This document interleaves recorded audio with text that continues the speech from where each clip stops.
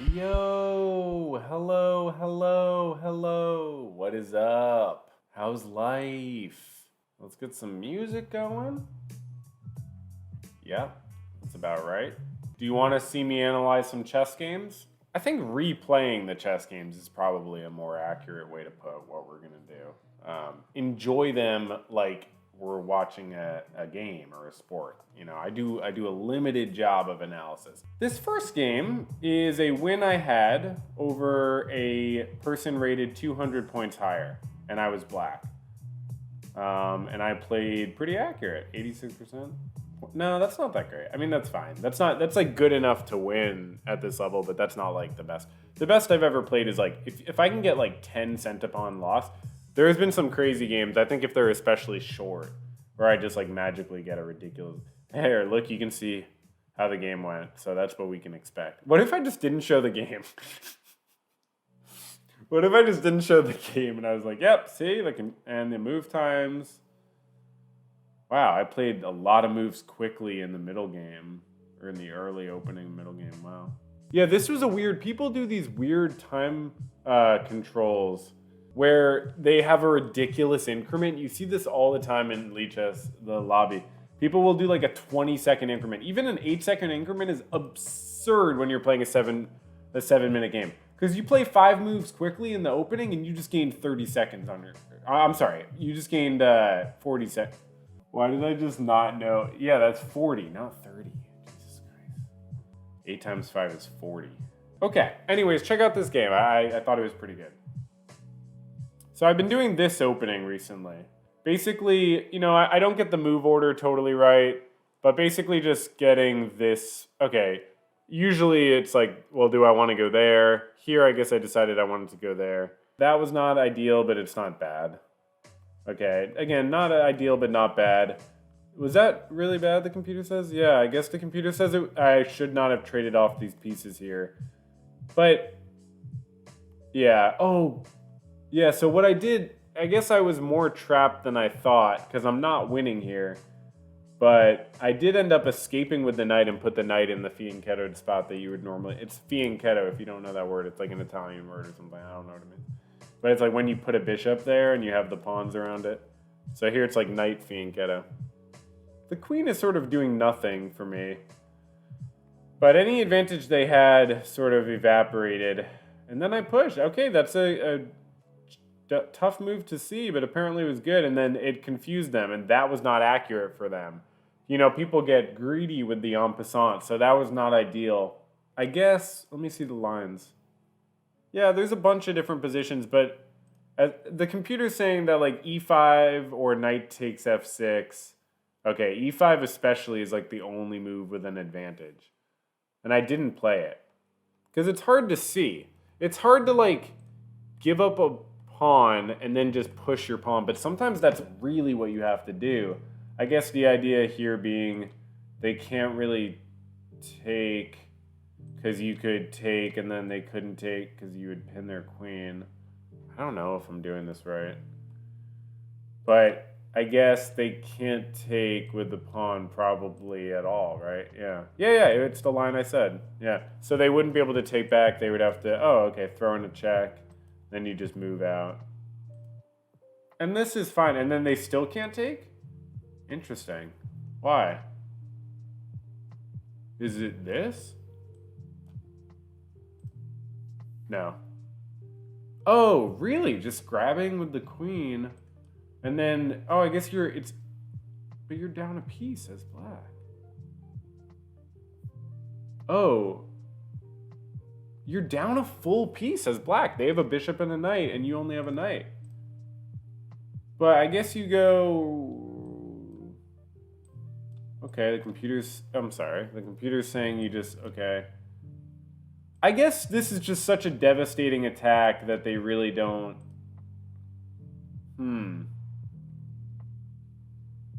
It's kind of tough to see as... Those are tough moves to see as white, no? And those are only moves. Everything else is crushing losing. What would I do as white here? Yeah, I mean, I guess I would maybe even try to trade something off, but is that horrible? Oh, yeah, because check. Oh. So you have to worry about the check. Yeah, so that's definitely doable, I guess. Okay, so we're off on a totally different line. Anyways, this is what happened. I just took back. They put me in check, but that was a blunder. I moved out of the check, and now I start getting the attack type of thing that we were looking at. That was an interesting... This is why I wanted to show the game. I thought this move was interesting. So they attacked my queen, but I'm crushing here. But... You know, because I just renegotiate my queen. Now we have equal material, or they have like a pawn. They have this pawn. They have a pawn on me. But, I mean, you are crushing with this attack. So yeah, the idea is like, you know, you have a huge attack. Instead, I did this, which was not the best move, but it's pretty and it still was winning. They shouldn't have taken. So, on to the next game. Oh, I really have to learn how to play this opening. But it's hilarious how this person's rating wasn't well established, okay? They had a question mark, which is when they haven't played enough games at that time control to have a rating. So if you've played like under 10 games or 15 or something in a certain time control, then you don't have an established rating, it's just a provisional rating. So that's indicated by a question mark.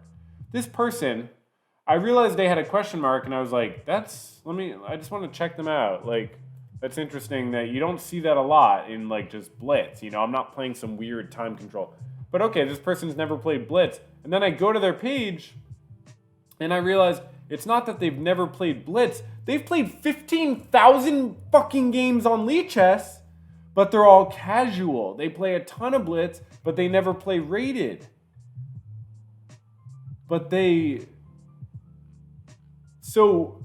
Someone with 15,000 games on Lichess had a provisional rating, okay? And check out how this game went. I really fucked up, if I remember correctly. This is an opening, it's, what is this called again? Smith-Morra Gambit. It's called the Smith-Morra Gambit, and I don't fucking know how to play it. I have done this on stream. This is fine up until here, I believe. Oh, I'm already... Yep, that was it. So I don't think they found this in this game, actually. Yeah, they didn't. So it went... Oh, wait.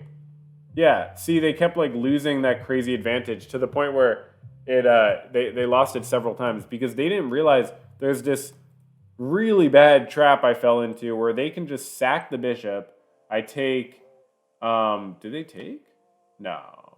Yeah, because I can't take because then they would take my queen.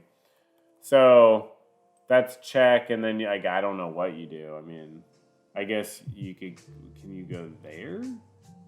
No, because check is like pretty. I mean, you don't want to do that, and you're threatening to take with the queen. I mean, this isn't even probably gonna happen. Like, I don't know. So that didn't happen, luckily, but I need to not fall into that. And then once I even mercifully got a reasonable position out of the opening, okay, because this is fine, I fucked it up with that. Because you have to make sure when you play the Sicilian, you don't let their knight just hang out on d5 forever, because that can be a real problem. And it's like, so I didn't take heed, and I fucked up enormously. They keep missing so many opportunities. I mean, I guess A4 is a little hard to see. Takes. Yeah, I can see why this is, like, not great for black. I certainly don't want to get into this position. But that didn't happen. I literally provoked them to do the move that they had been missing here. It's like, I mean, oh wait, no I didn't. Yeah, they have so many good moves here because I just completely mess up my pawn structure. I guess my logic was I thought I was going to be able to push there, but it's like, why do I want their knight to be there? I mean, obviously, I'm always afraid to do this because it's like, this seems so annoying. But I guess it's like not that bad compared to what I got. I mean, it's terrible. I don't want to get into this position anymore. I mean, I'll just like... What are you supposed to do? You're supposed to do that? No way. Why am I already so bad? Is this gambit good? No, it's not. Oh, I fucked up here.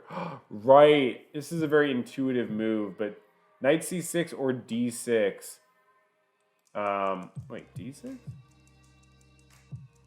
But knight c6. Okay. Yeah, that would have put me on a completely different trajectory. Yeah, wow. Completely destroyed. Anyways, so this is what happened. They went there, and I was like, oh, free pawn. And then they attacked my queen, and I had nowhere to go. They took my piece. See, when they attacked my queen, they were attacking my knight at the same time. And I mean, I couldn't just go there because, you know, they'd take my... Wait. They wouldn't even... They would just take the knight. Yeah. And then I would have to move the queen, like, somewhere. And I would have to do the same move. So they just attack the queen, take my knight, and then fork, and I resigned. So good loss. Next game. Okay. Can everybody see it?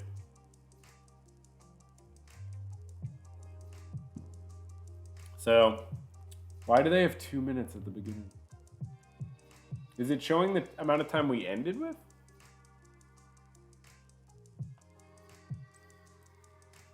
Okay, so this is the English opening that I do as white. Scare off their bishop. You know, this is fine, right? I think I can push. This is fine. Oh, I'm sorry. I'm not on the analysis board. It's not one of the recommended moves. It's not bad, though. Yeah, see, it's fine. You can do it. So...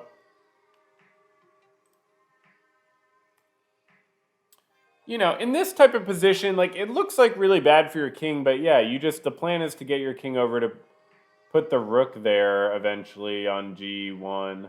But instead I'm doing all this other stuff. Yeah, see, then I put the rook over, take. This has got to be good for white, right? Or it's even still. Wow, it's good for black. Right, because that check, is that what they do? Yeah, I missed it again in the analysis. That's why it's so good, yeah. So all I had to do is what? Do I do that?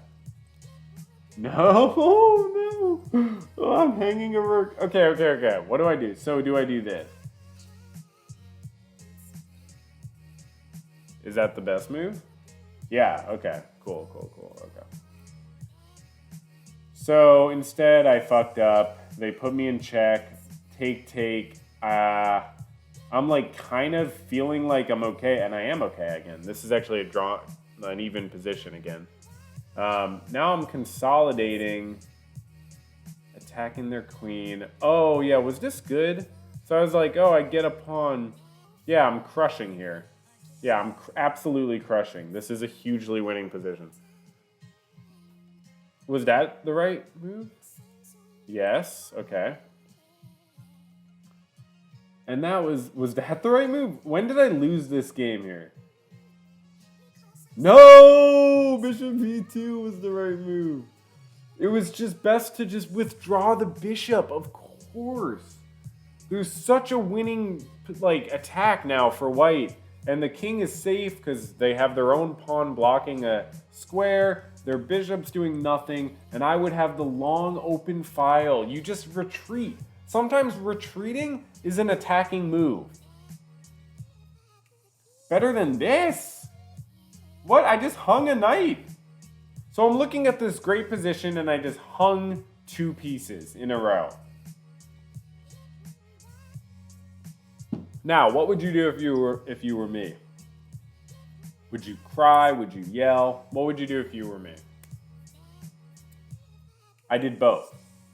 And then I played that move. So doubling my rooks. I'm thinking I need counterplay, okay? Now you know what I'm going to do right now. I'm going to throw in a check. Yep, if I know myself. And now I'm actually getting a... What am I doing here? Oh, you know what I'm doing. I'm going all the way down there. I'm trying to remember my moves. Yep. Takes. Oh, that was such a beautiful ending. I don't know. Anyways, this is a very cool ending. They just kind of miscalculate. They don't realize that they just can't do this because this rook move... Is that an only move? No. I mean, there's 3 moves. Queen e8 or g5 check. So I can go there, there, and this is kind of an interesting sacrificial move. I mean, or here, just kind of setting up. This knight is pinned. It can't move or the rook falls. This bishop is doing nothing. Black is completely neutralized, and I love my position here. That certainly wasn't the way to do it, but at a certain point, if you can confuse your opponent, you can win the game. Okay. Next up. So this one's interesting because this was extremely frustrating. But it's the exact opening variation that I've been trying to learn. It's the top line of the opening variation I've been trying to learn, which I guess is called the Kalishnikov variation of the Sicilian. So it's very frustrating to have this opportunity. Okay, so that's the move, that's the top line. You know, people who know the moves, but computer says it's just, you know, the best move. I guess bishop e2 is good too. It's just funny when people play it. I played a viewer, Lauren JW, and they played this exact opening too. Or I did. I don't know who played it, but we both played it. Okay, so this was get ready for it to be frustrating. Okay, so at this point, I'm not winning, but I'm like, fine, I guess. But then I just move myself into a fork and just screw myself over. And it's like, it's almost worth resigning already, really. But I'm trying to get some weird counterplay. I get a pawn. Nope. And then oh yeah, that's kind of an interesting position. No, but I'm fucked. Yeah, I'm fucked. Huh, they didn't play it perfectly, but yeah, no. Right. Because at the end of that, I'm losing that pawn. This is not anything, and I resigned, I believe. Yeah. So, you know, very frustrating, but what I should have done differently, you know, is probably not that. Huh. Knight g4 is like this very good move. Huh. I guess you do this and then they probably just retreat. Wow. Then there's an only move to get a crushing position? What? Oh, because you're threatening mate while threatening this pawn. So do they go there and you take, or they do this and you attack them? Oh yeah, wow. The knight on g4 hangs out. Like, wait, but what they would do is you would go here. They would say what's the best? Is the best move to just retreat all the way? Okay, say they find it. And then, oh, you do queen b6 anyways? But that can't be that good. Yeah. Queen e2. Okay, well, I guess that's great. That's much better. So now I know in the future that I need to play after I scare their knight away and play knight f6. I just want to go right to knight g4. Interesting. Okay. Yeah, because I don't want to get this cramped position. I obviously don't want to blunder the exchange. Okay, next game. This game was from 41 hours ago. And it was to someone rated 200 points higher. And from what I remember, it was actually like such a good game. And I really enjoyed it. And then it was so painful to lose how I lost. So let's see if that's correct. Okay, so cool opening. Kind of passive. I'm playing it a little passive. They just sack a piece in the opening. Oh, no, they didn't. They didn't sack a piece. Yeah. So it's a piece sack temporarily. Because if I take with the knight, they get my rook. I go here. I mean, I guess this is probably whatever. It's about... I'm supposed to do something else. I guess... Oh, that. Oh, wow. Well, I wouldn't have found that, I don't think. Huh. Okay, interesting. Oh, and then I want to just block it off that way, but then they go like this. There's a different order? Or it's... Huh. Interesting. Anyways. So, I didn't like that, so I took with the pawn, and then they obviously took my knight. I moved my rook to protect it, and then I just offered a bishop trade, forced a bishop trade, protected my pawn while putting them in check, blundered a pawn horribly. This is where the game becomes like, fuck, I gotta swindle now. Okay, so I blundered a pawn. Not ideal. Just blundered it. There's no explanation. I had plenty of moves. And was I better? Yeah, I was better. Okay. Blundered a pawn, scare away their knight, but they could have just taken my pawn, and I saw this right after I did it. I was like, I just blundered another pawn.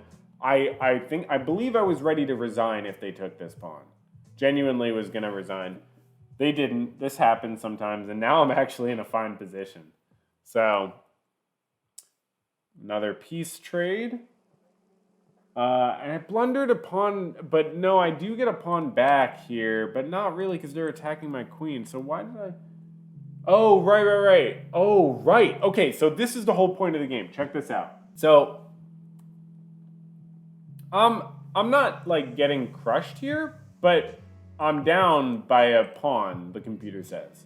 As far as the material on the board, they have 2 rooks and a knight. I have 2 rooks and a knight.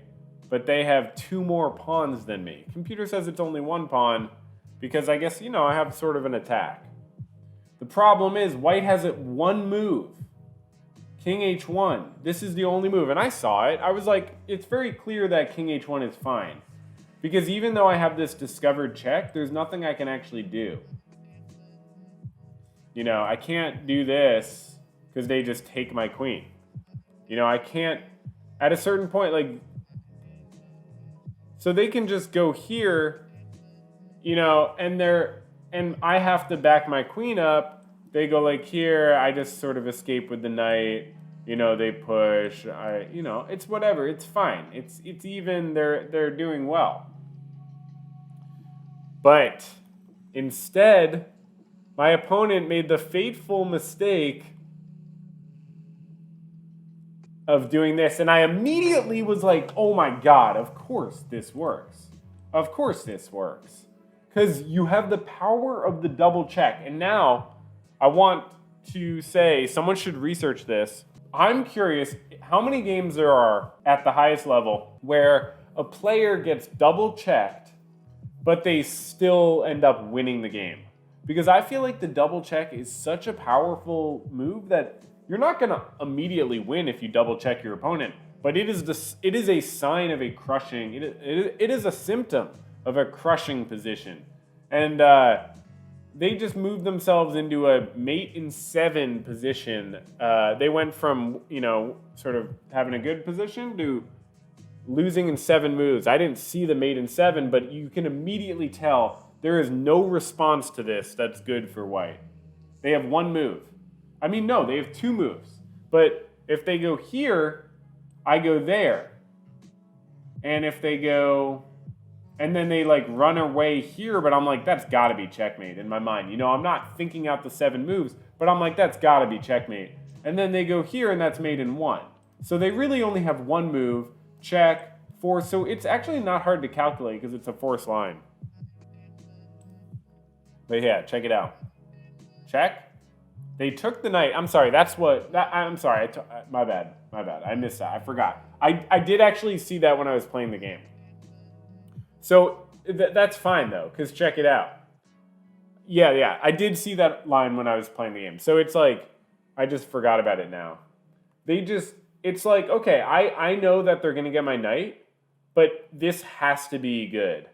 So they run away, and I do this, and then I don't think...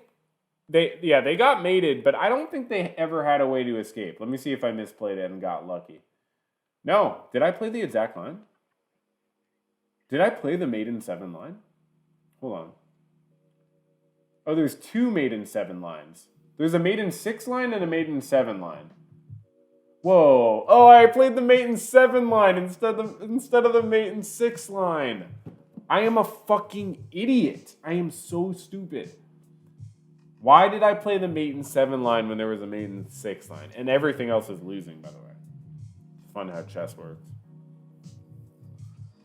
Why is that mate in 6? Oh yeah, because they can't go here because that's mate in 1. So same thing. But then I get, and then the knight doesn't get taken? Is that good? Oh. Oh yeah, it's hard to calculate.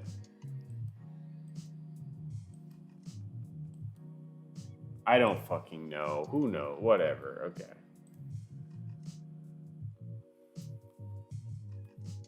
Okay, so I did mate in 7. I'm sorry. Okay, I'm sorry. Now, let's see. Knight h4. Did I do the exact line? I just want to see. Knight h4. Knight h4, queen g2. Queen takes h2. Yeah, for sure. Oh, no. They sped it up, actually. Because they could have done king g5, but instead they did king g4. Yeah. And so I had a faster, and I did find the faster line. Okay, good. Good for me. Oh, no, I missed mate in 1. Okay.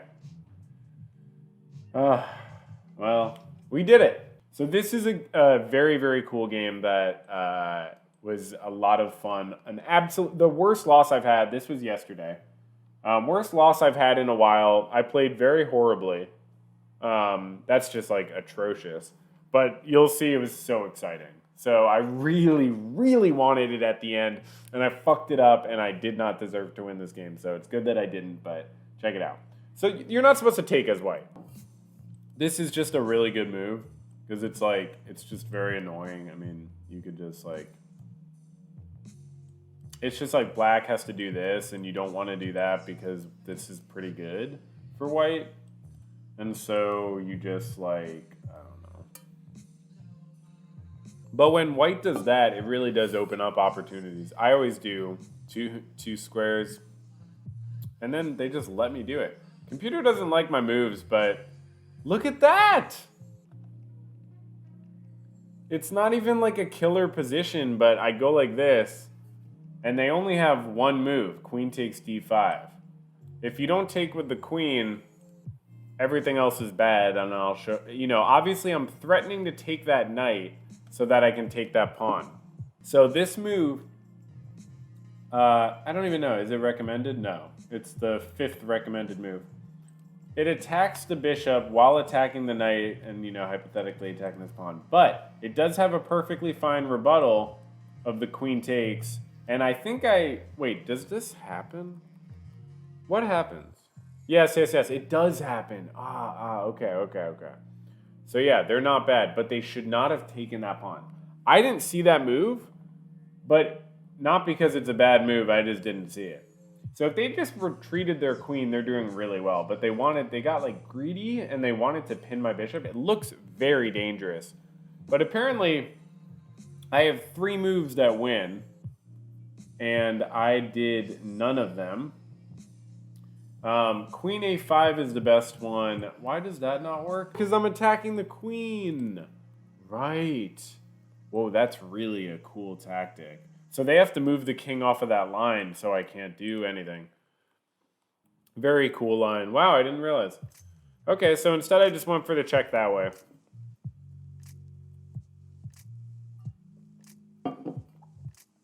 I don't know why they just let me take their bishop, but apparently they're doing fine.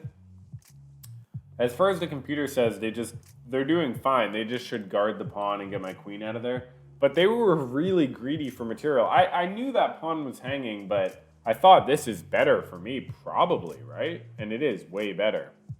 So they moved the king away, and now I'm still winning by a lot, but they're also misplaying. That was my favorite. I was looking forward to showing this.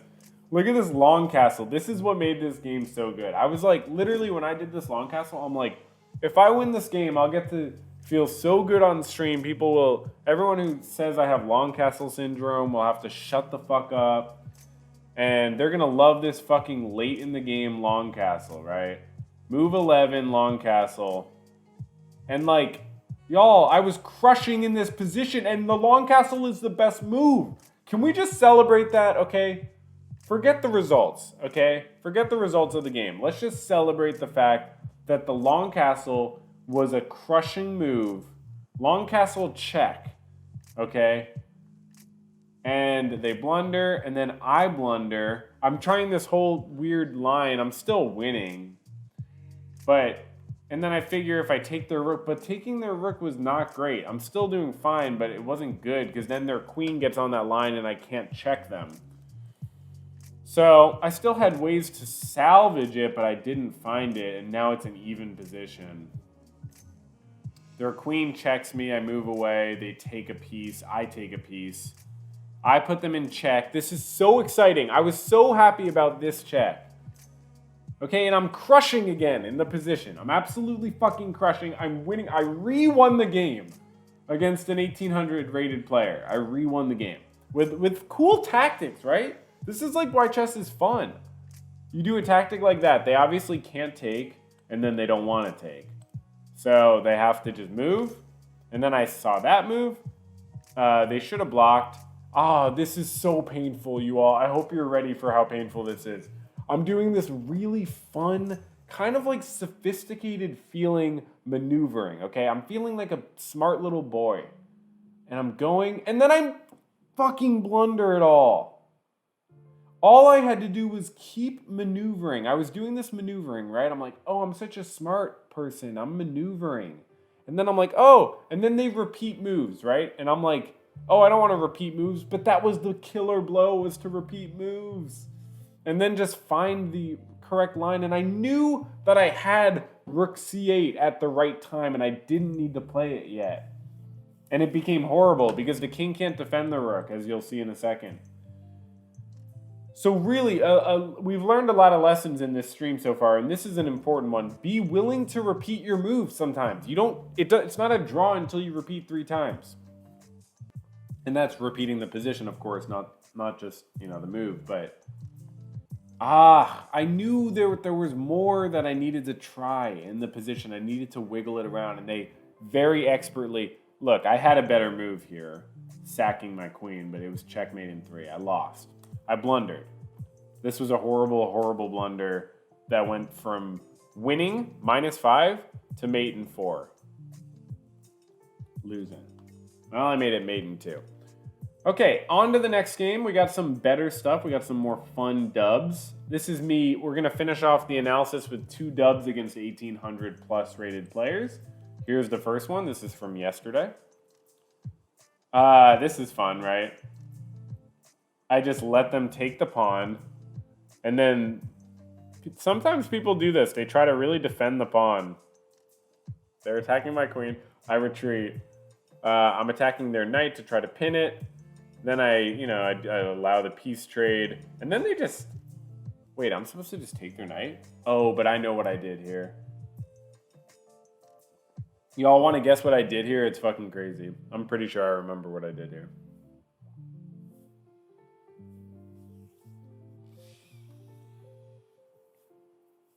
Well, let's see what the computer says should be done. So e takes is the only winning move.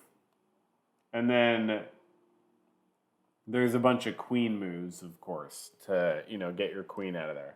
What I did here is this. I figured I'll take their piece with my bishop, and then if they take my queen, I take their queen, and I believe I've just gotten a piece, because then if they take my bishop, I take their bishop. What I didn't calculate is they can just take back, and that's like a good position. I mean, if they take back, I obviously can't just take because my queen's hanging. And if I take this, and that pawn's gonna fall, and you have to do this, you probably trade it off and they get the pawn. This is a fine position as black, if not, yeah, very much winning, and in a very solidly winning way, where every line is winning. Because black is up a pawn and just has, white has the doubled pawns. And black has these advanced pawns. Okay, so instead, this is what happened. They fell into the trap, and they lost a full piece on the exchange. They just lost a full piece on that exchange. I tricked them. Oh, this was so bad. This is when I completely lost the advantage. I needed to make sure they didn't push that pawn. That was very important to make sure they didn't push that pawn. They did. Long story short, they did. And I lost the advantage horribly. They were crushing me here. This is a terrible gambit. They're crushing me here. Okay, I'm trying anything. I'm like, I have no idea. So I'm just like, oh, hey, what about that? You know what I mean? Is that going to work? I'll put them in check. They're in check. So they could just go like this. Yeah, they're still just crushing. Like, they could have just, like, you know what I mean? Like, it's very easy to calculate, like. But instead, they just moved their king. And so I took their rook, which is my best move. I'm still getting crushed. I did that. Oh, no, wait. When did I... Oh, my God. This is when I stopped being crushed. Because they needed to trade rooks off the board, and then they have the queen. They didn't realize how important this pawn was. They didn't value this pawn enough. When they pushed it, they sort of, like, forgot about it. Like, let's go back. Like, they pushed 3 moves in a row. And then they did... I guess they just didn't emphasize that pawn enough, and they ended up in this type of position, which now they're just... Was I supposed to do that? No. I should have moved my knight. I did not need to sacrifice my knight to get that pawn. There's no need to do that in this position at all. It was sort of cocky to be like, oh, I can win 4 pawns to 3. It's like, no, this is a drawn position. But I didn't let them have the draw. I fought it out and put them in check, brought my king up, attacked. Got it. They should not have. Yeah, they resigned here. Because, I mean, here they could have just done like, oh, really? King G8, but what if I did go there? Oh, yeah, because they go here. And then takes. I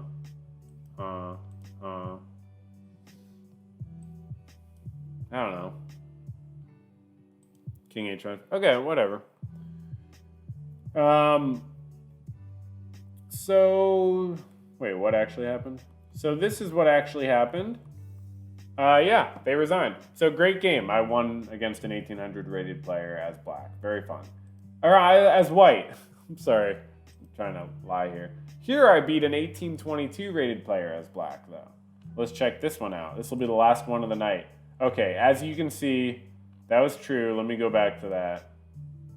Yes, we did play 4 games, and this is the only one that I won. So just to be clear, it's when I say I beat an 1822 rated player, I won 1 out of 4 games is the more accurate way to phrase that.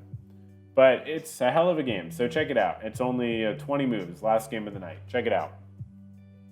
Sicilian. Oh, they did the opening too. They did the exact line.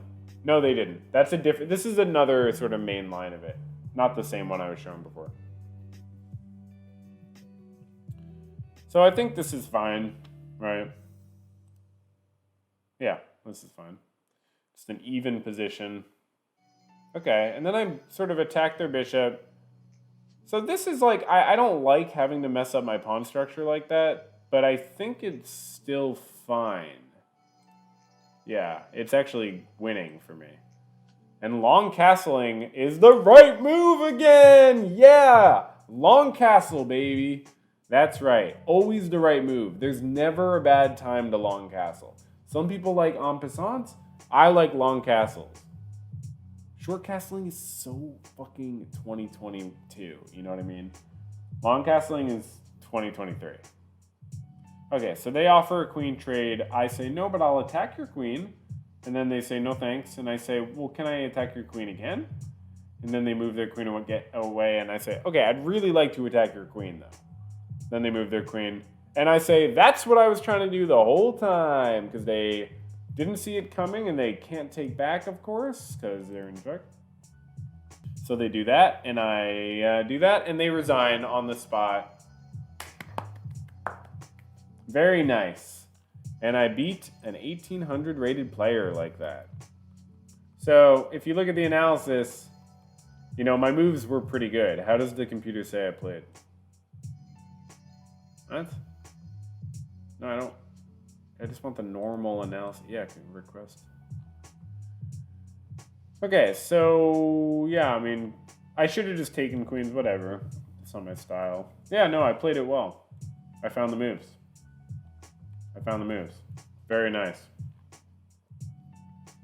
Oh, I played 90% accuracy with 22 average cent to pawn loss. So that's really good. I only lost 1/5 of a pawn each move. And they lost 3/4 of a pawn each move in terms of their score and how much their moves differed from the perfect move.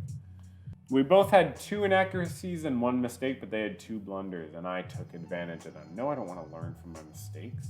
This is going to be really fun. So it's an English opening. Up until here, you know, I'm sure it's fairly even. Yeah, okay, I have the advantage.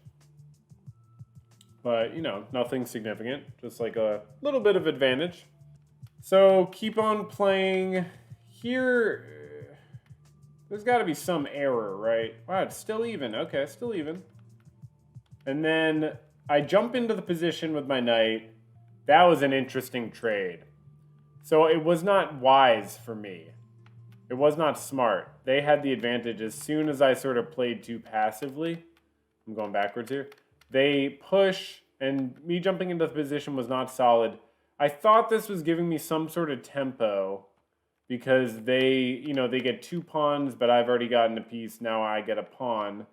But they're up a pawn there. That's them up a pawn. And then this just totally loses it for me.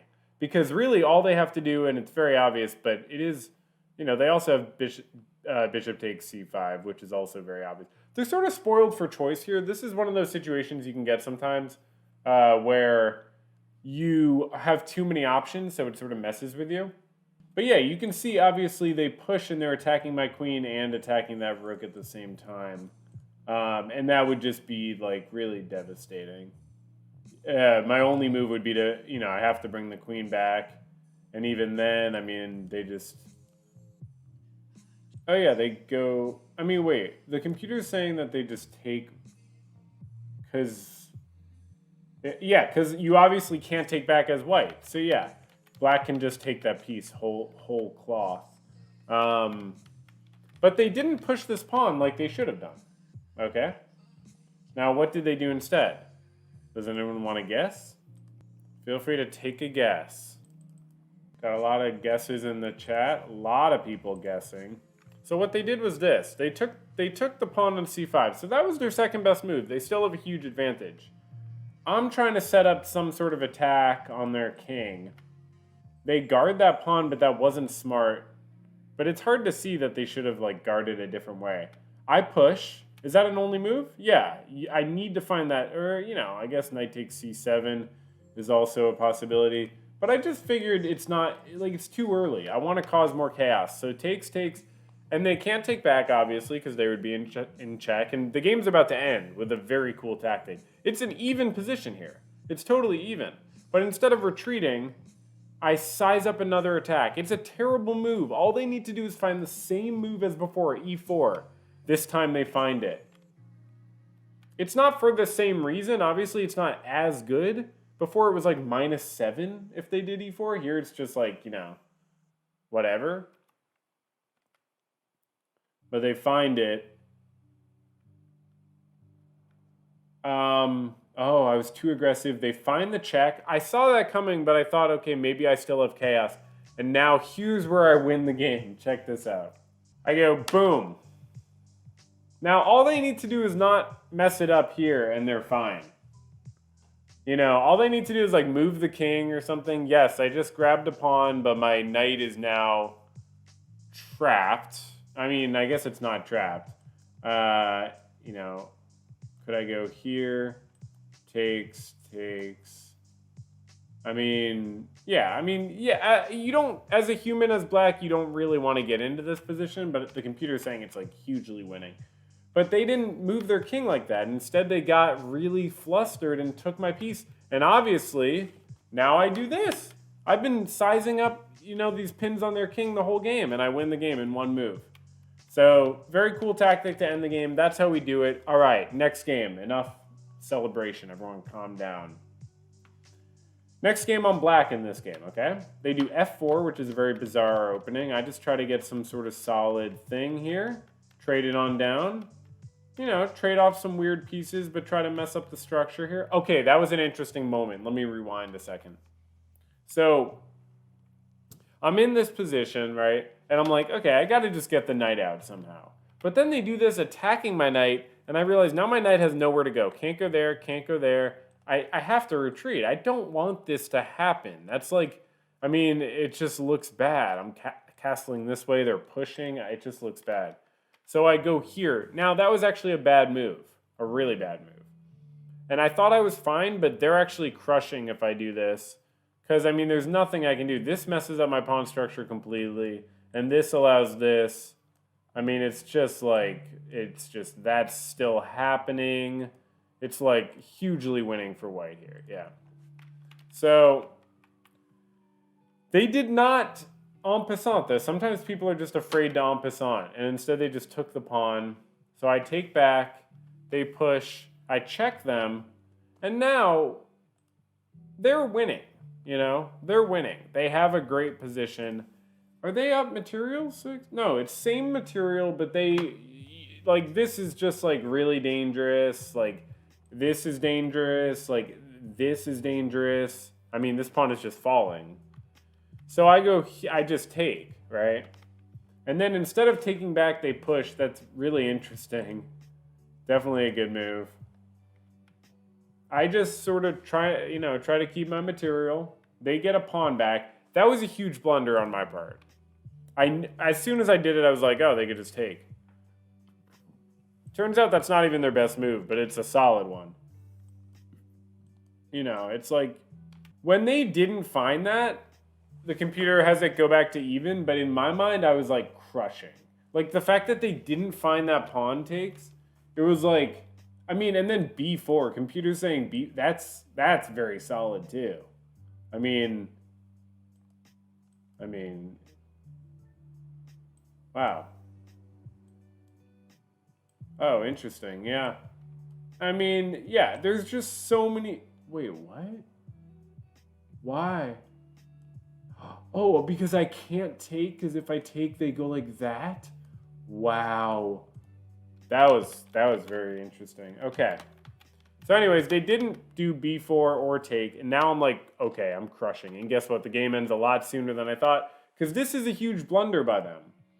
This is a huge blunder. They do that, and they needed their queen on the back rank here guarding their rook, because I immediately do that, and it's game. You know, I'm threatening checkmate, and I get it. So that's that game. Good stuff. I think we learned a lot. Next game. This game is very cool because I beat an 1800 rated player. Check this out. And it was very cool because this is the opening I've actually been practicing. This exact opening. Okay, and then there's a lot of different things. They can do that. And then you go here and they like go like there, right? Yeah. Okay, yeah, and then you just sort of develop.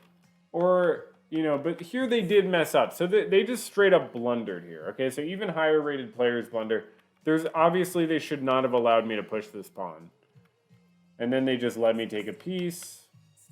So now this is a very instructive game because I played this and you can watch. I'm very clearly just not trying to lose now. Watch, I take things pretty easy. You know, like to go back a few moves, I could have gone for something more complex here. They take my piece, I go for their piece. Instead, I just play very much trying to not lose. Just playing very sort of passively. Okay, I don't get to castle, that's fine. Here we go, I decide it's time to trade rooks. I get my king some, you know, space. I give up a pawn, no big deal. Okay, that was really stupid. At this point, I don't know if I completely just misclicked or blundered. I don't remember exactly.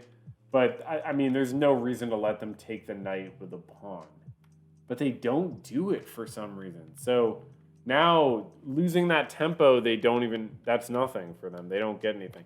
And look, my position just becomes great. Like, this is so harmonious to the point where I, you know, get that tactic right there. Boom. Boom. Okay, next game. So I got 16 cent upon loss over 27 moves. I was black here. You know, I just never gave up advantage. Let's look at it. So I've been playing the Sicilian a lot. This is, you know, this happens sometimes. And up until here, it was the same as the Shakhriyar Mamedyarov versus Daniel Dubov, which was a rapid game also at the Magnus Carlsen Invitational last year. But, you know, Daniel did that versus I did this. So different strokes for different folks.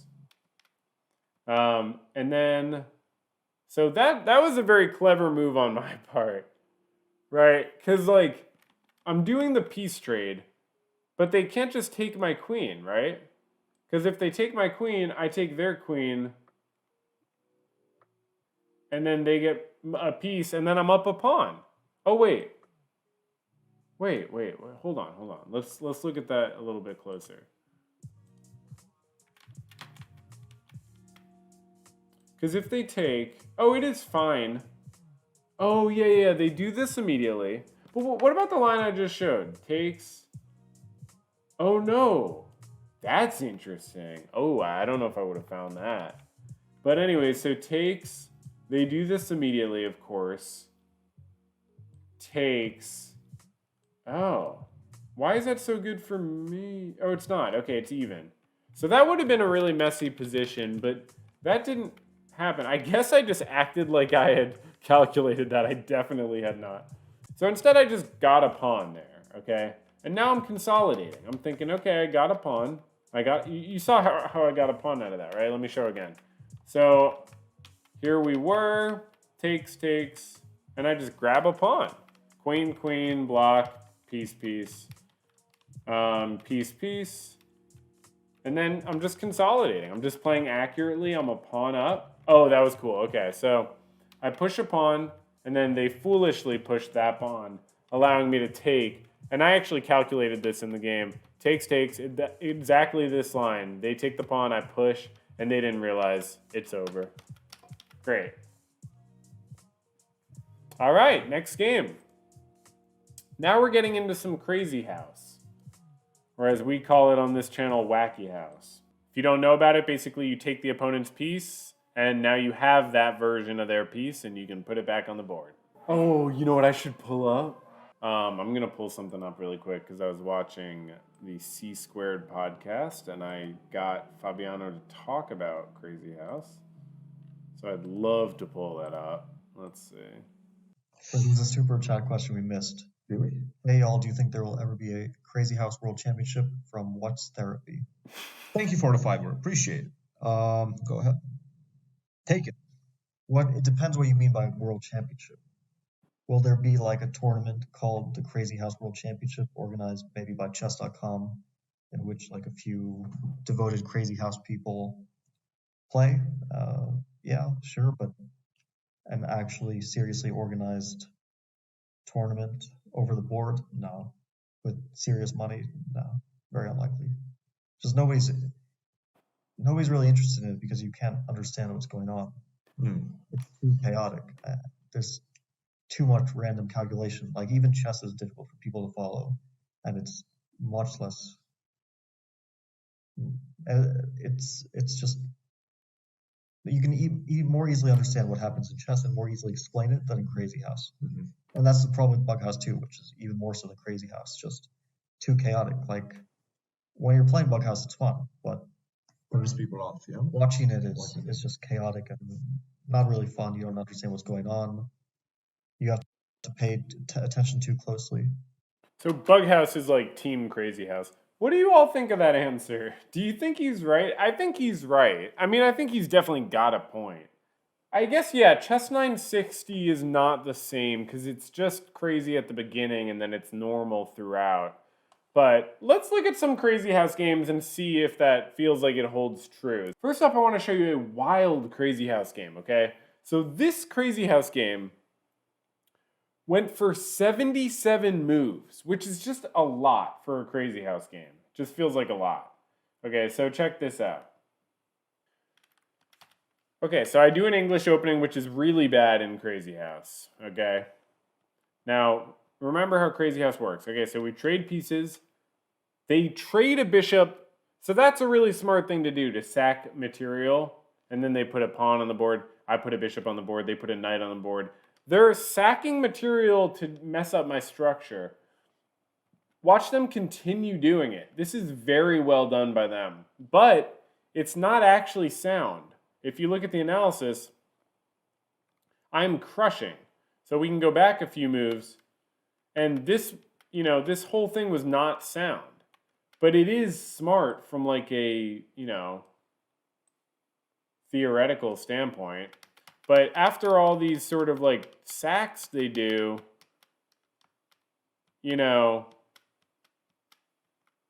look at this. I'm still crushing. Okay, and the computer gets so wild with Crazyhouse. Look at it calculate. Look how much these lines change. Yeah, it is very hard to tell who's winning in Crazyhouse. You have to really understand like the feel of the game and the tempo and stuff.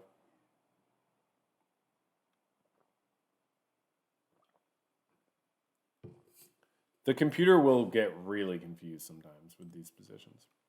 So, okay, so go back a few moves. So we did all this. They traded more material off. Okay? And now I'm just like trying to survive, right? I'm just like, okay, they're throwing it all at me. I'm trying to survive. I let them take my rook. Okay? They throw a rook in there. And they make a fatal mistake here.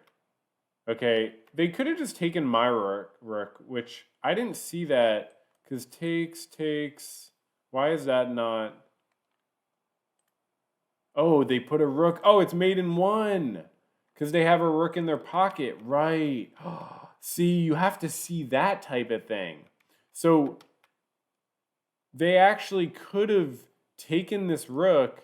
Because if I take back, it's mate in one. They take that rook and they throw it anywhere on the board. I'm sorry. Is that the only spot they shouldn't throw it? Yeah. There. Okay, it's not made in one. It's only made in one if they put it there. There we go. Yeah. But anyways, instead, they do that, which feels a little cocky. And then they take that rook and they throw it on the board there, which is just a total misstep. And at this point, now I throw my queen on the board. They keep getting rid of the queen as quick as possible. And see, that's an interesting move, okay? So check this out. Oh wow, that was watching that figure out what it was really interesting. So there's one move that's way better, which is knight at f6 check, and that's the one I found. Because once you find that type of move in Crazyhouse once, you start looking for it every Crazyhouse game. This type of thing, forcing them to open up their king. Now, it's not an immediate win, but because their queen is so exposed, that's why you don't just throw your queen on the board so quickly in Crazyhouse. Because their queen was so exposed, I now got this move where they were forced to give back the queen. They have some material, but they're running out. Their pockets are emptying. And okay, I'm doing some stuff to try to open them up. And they keep taking material. It's really frustrating. Now, we're just going back and forth. This is a very long game for Crazyhouse. Probably the longest I've played. Okay? And I finally start throwing material on the attack, right? Okay? That was very cool sequence. So I'm going to go back a few moves. So I'm crushing here, but you still have to keep the pressure on. So I put that pawn there. That apparently wasn't my best move. Still crushing. Now I took. And then, this is obviously, it's not, this is checkmate actually, because you can't put a pawn on the back rank. So they have to take. I take. And now I get ready to really, oh, they probably should have, they definitely should have put the pawn there. Actually, no, they're still getting crushed. But that would have been better. So I do that. I make a queen, trade knight, or take their knight. They take my queen, take, trade. And now I just completely expose their king. I just, wait, before I start this whole sequence, look at how much material I have in my pocket. That's a lot. 14 pieces in my pocket. Okay, and I get to throw those out, and at a certain point, it's just over, and that is a 77-move Crazyhouse game. Let's go on to the next one, okay? This is not Crazyhouse. This is back to regular chess, okay? And I'm black here. Check this out. So this is a nice Sicilian. Oh, this was weird. This is actually a mystery. Check out what happens in this game. I'm confused. I'm actually confused. So it was a weird opening, but that's not what I'm talking about. I think the game ended here, okay? what is mysterious here? So the mystery here, they resigned in this position, and I won the game. I honestly think they thought they were lost, but they're not lost. You know, they could do like anything. They have like tons of moves, and it's like it feels annoying for them, but if they just do that, like there's nothing immediately, you know, I mean, like I get, yeah, you just even this, and you just like do that, and trade this. I mean, you could even take, or no, yeah, just go there. Okay. I mean, this isn't worth resigning over. Yeah, computer, I mean, it's like, yeah, no, for real. Wow. Oh, very interesting. So obviously they should not have resigned here. Just a very interesting situation. So sometimes you gotta, you know, mind fuck them. Okay, well sorry. It ended here. Yeah. All right, so that's just how it ended. Great. Next game. And here we have another Crazyhouse game.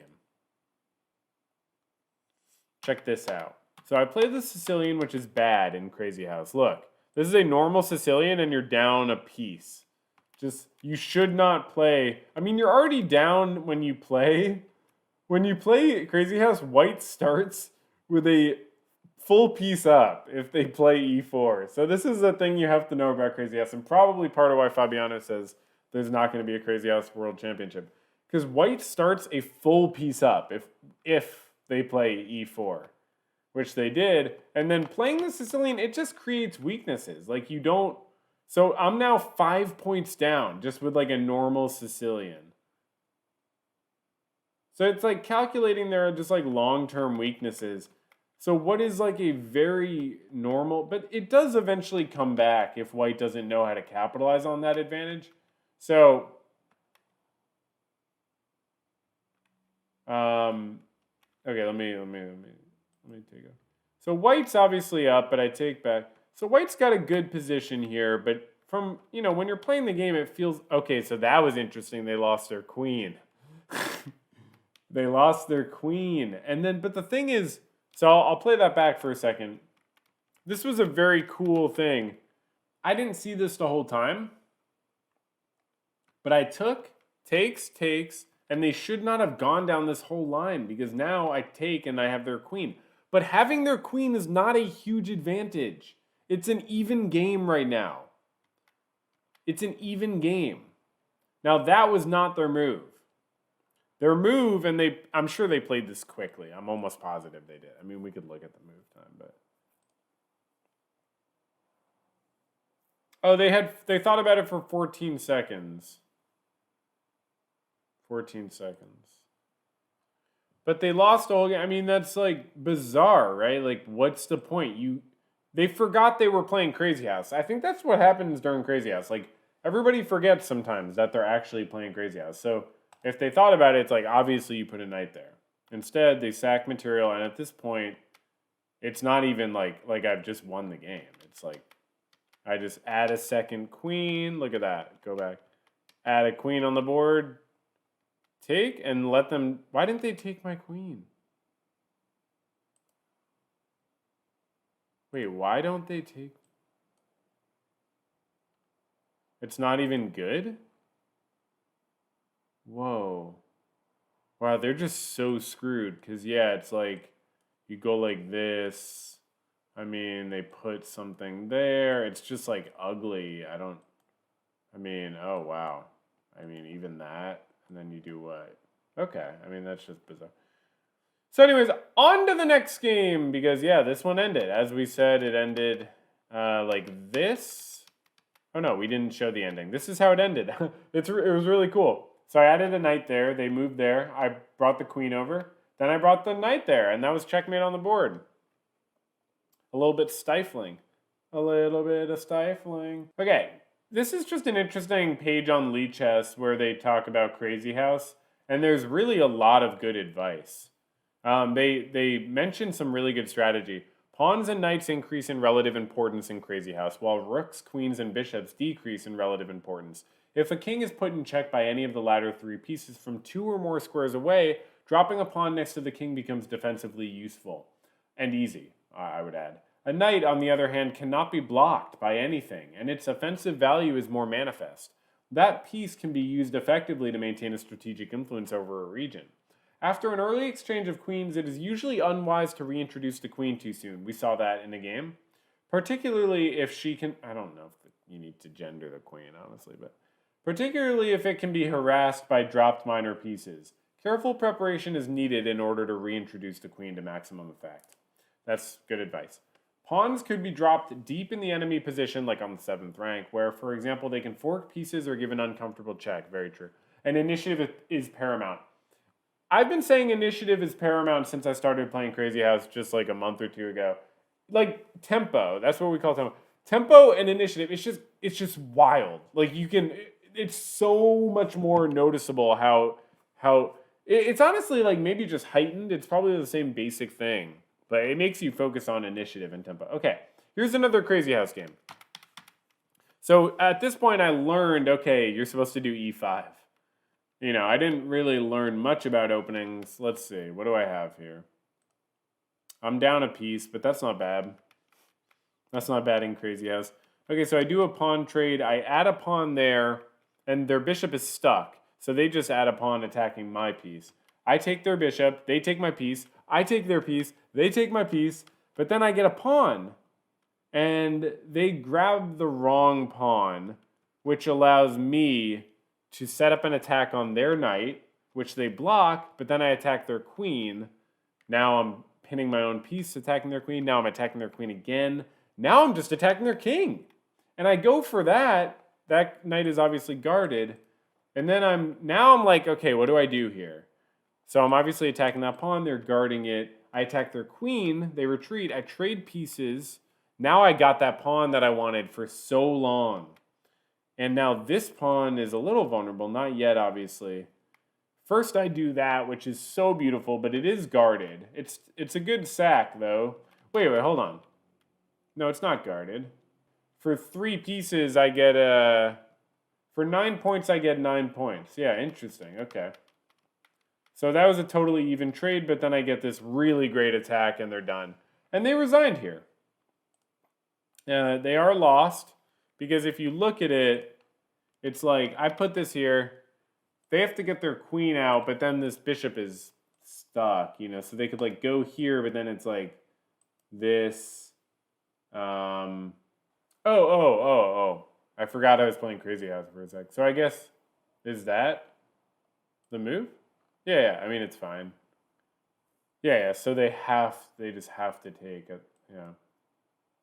You don't take back, you just go here. They take there.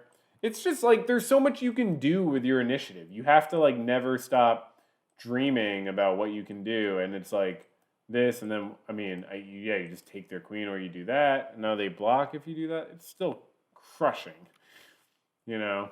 So it's like, you're just dominant. Okay, but the way the game ended was, as I showed, it was actually just like that. And they resigned. Did I? Yeah, never stop dreaming. Yeah, I think I came up with that.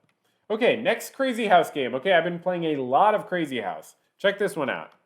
Okay, so I'm playing a dominant opening. They just dropped a piece full on for some reason. People play very carelessly or recklessly, you might say. Okay, so that's a classic drop a pawn on the 7th rank. And I'm drawing their king out. They have to take. It's a forced move. And then I take their rook, and I check them. And now I took a piece just for free. And now I checkmated them on the board. So that was just a delectable game. Let's rewind, play that back really quick. Okay, force them to come out. Let's see if that, what does the computer think? Oh, only move for a huge advantage. There are also other moves for an advantage, but this is like the only move for like a crushing advantage. All right, I got a cool game to show you. So all right, so that was that one. So this next one, I think this is the one where I leave my queen pinned to my king while checking them for 14 moves in a row. So check this out. So I go here, here. You just have to play E4 in Crazyhouse. Takes, check. you know, and I'm just playing very nicely. This is such a cool game. Check this out. So they, you know, this is bad. I don't want to let them into my position like this, but it's like you don't give up in this position. But, you know, they have 2 rooks in their pocket, so that's really dangerous. And at this point, I should have put them in check. I waited too long. Now I can't do that with my queen, but I have a lot in my pocket. So check this out. I do 14 moves in a row, putting them in check. Remember when I said initiative is important? Check this out. I'm sorry. First one's not putting them in check.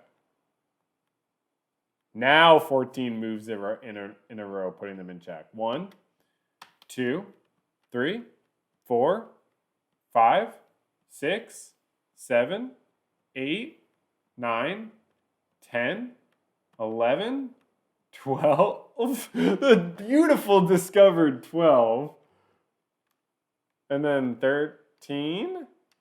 And then 14. Game over. So that's how you play. And see, my queen is still pinned. I love Crazyhouse. All right, next game. Another Crazyhouse game. Okay? Check this out. This is how the pros play Crazyhouse. Okay, I'm just going for it. I gave up a full piece. Okay, don't try this at home. Don't try this anywhere, actually. I gave up a full queen. Okay, I don't know why. Oh, this game is wild. This game is the wild one, right? Yeah. Oh, wait till I show you this line. Oh my gosh. Okay. So I give up a full queen, so I'm like ready to try anything. They're attacking me, but I put them in check. Now, I have nothing. They put me in check. I'm trying to escape with my king. They definitely mess up here. Like, they allow me some sort of fortress, like, defense. And then I obviously pin their queen, so they have to do that. And I just sort of escape. Why did I do that? Oh, I'm worried about them putting, like, I'm worried about a lot of things. I think a knight I'm worried about. So I just, like, want a little more air. A little more loofed, as they say in the game. Okay, so I'm forcing some trades, kind of. And then check this out. This is so cool. All right, so check this out. Here's what happened. So I went like this, okay? And they went like that. And I went like this. So, okay, let me do that again. I placed a rook there. They blocked with their bishop, even though they had other pieces, right? And you might be thinking, maybe they should have blocked with another piece. That bishop looks really dangerous. I mean, really, that bishop looks really, like, problematic. And so obviously I just take it. Here I won the game, right? That was checkmate on the board. But look at this line. I have the coolest line ever to show you. So they go here. And then my only move, if I want to have any advantage and be winning and not losing, is obviously to take, okay? Then they take back. And then my only move, and this is a little more difficult to find, is to place a rook right there. And it's my only move to even be even and not crushed. Because, again, it's just because if you give up the initiative, you are fucking fish in a barrel. Yeah, because if I just did like queen takes d1 and king takes d1, I don't have enough material to like now force, you know, they're going to get the tempo back. And so it's like, okay, well now they have they very soon have the tempo back.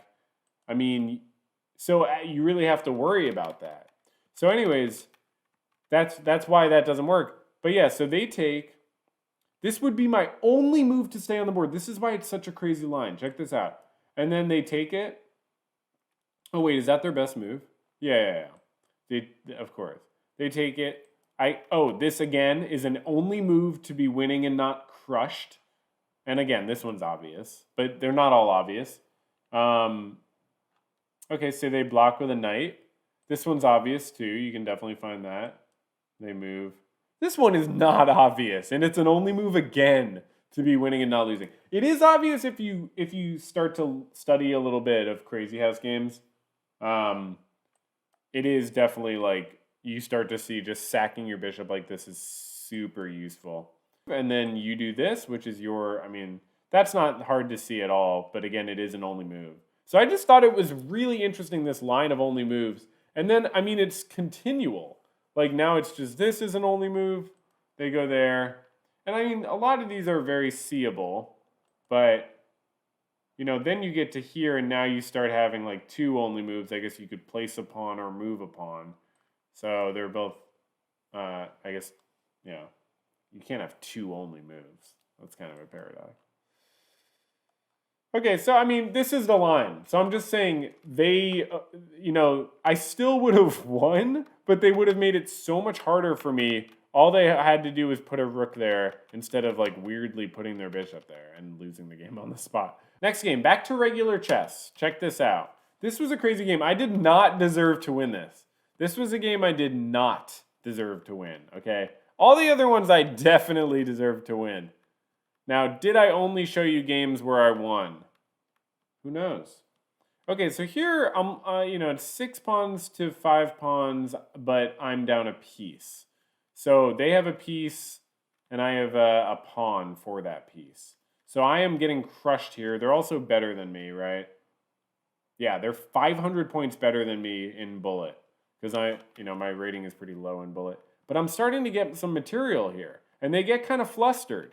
Because now, they just have a piece for 2 pawns. And that's a lot different. Here they clearly could have won. They fuck it all up entirely by not taking, and just, I mean, you don't want to hide your bishop. What are you doing, yo? But I messed it up again. So here you have to push. That's what you have to do. It's the move to win. Speaking of only moves, that's an only move. For sure. Yeah, for sure. And it's because this doesn't work because all they do is, wait, what do they do here to...